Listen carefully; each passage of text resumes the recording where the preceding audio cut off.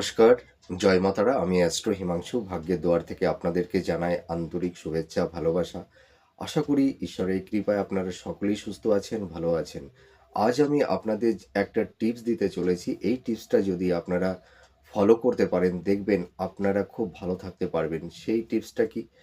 আপনারা যারা ধরুন মানে হেলথের দিক দিয়ে যারা খুব সমস্যার মধ্যে যারা পড়ে গেছেন, আপনাদের হেলথের জায়গাটি খুব একটা ভালো নেই, বিভিন্ন রোগ ব্যাধি রোগ জ্বালার মধ্যে আপনারা জর্জরিত হয়ে আছেন, আপনাদের রাতের বেলায় দেখবেন আপনাদের ঘুম আসতে চায় না, আবার হয়তো ঘুম হলেও 2-3 ঘন্টা ঘুমানোর পরে দেখবেন আপনাদের হঠাৎ রাতে ঘুম ভেঙে যাচ্ছে, তারপরে আর ঘুম আসতে চাইছে না।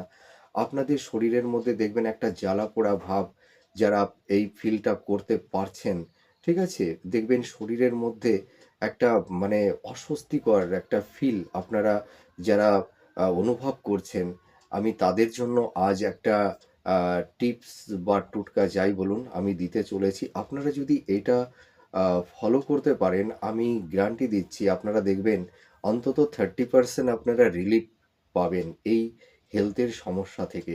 আবার হয়তো দেখা যায় যে আপনারা হয়তো মানে ঘুমের সময় নানা রকমের নেগেটিভ কোনো স্বপ্ন আপনারা দেখছেন, হ্যাঁ?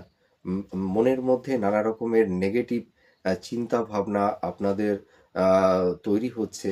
তো এই সমস্যার মধ্যে যারা পড়ে গেছেন, আমি তাদের জন্য একটা টিপস বা উপায় আপনাদের বলবো। আপনারা এটা করে দেখুন, দেখবেন আপনারা আমি বলতে পারি আপনারা 30% দেখবেন রিলিফ পাবেন। আপনারা কি করবেন? আপনারা প্রতিদিনকার মতন যেভাবে স্নানটা করেন, আপনারা ফাইনাল স্নানটা যখন আপনাদের হয়ে যাবে, আপনারা কি করবেন? ছোট একটা বালতি বা বড় একটা মগ নেবেন। ১ বালতি জলের মধ্যে বা বড় একটা মগের মধ্যে পুরো জলটা ভরে নেবেন। সেই জলের মধ্যে কি করবেন? আপনারা সামান্য একটু গঙ্গা জল দিয়ে দেবেন। আর সেই গঙ্গা জলের মধ্যে সামান্য একটু ১ চিমটি মানে গুঁড়ো হলুদ দেবেন। আর ওর মধ্যে সামান্য একটু কর্পূরটা হচ্ছে মিস্ত্রি দলার মতন যে কর্পূরটা আছে, ওটা দশকর্ম ভাণ্ডার থেকে আপনারা কিনে নিয়ে আসবেন। একটু ডাস্ট করে নেবেন। আর সামান্য একটু ফিটকারির গুঁড়ো, মানে সবই ডাস্ট করে নেবেন।